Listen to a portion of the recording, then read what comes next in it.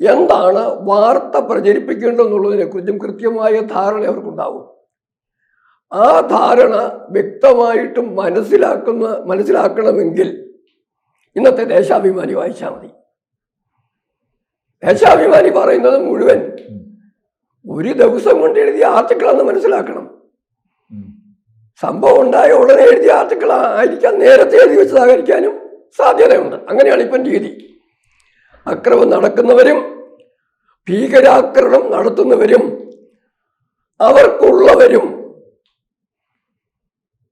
ഞാൻ പറഞ്ഞത് വളരെ വ്യക്തമായിട്ടാണ്, ചൈനയും പാകിസ്ഥാനും അറിഞ്ഞിട്ടാണ് ഭാരതത്തിൽ ഈ ഭീകരാക്രമണം എല്ലാം നടക്കുന്നത്.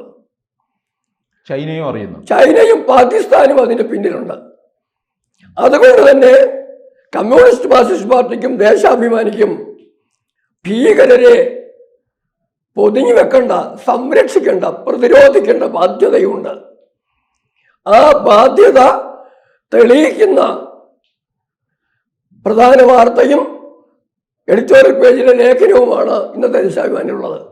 കൂടുതൽ വാർത്തകളും വിശേഷങ്ങളും നിങ്ങളിലേക്ക് എത്താൻ ABC മലയാളം സബ്സ്ക്രൈബ് ചെയ്യുക, ബെൽ ബട്ടണും അമർത്തുക.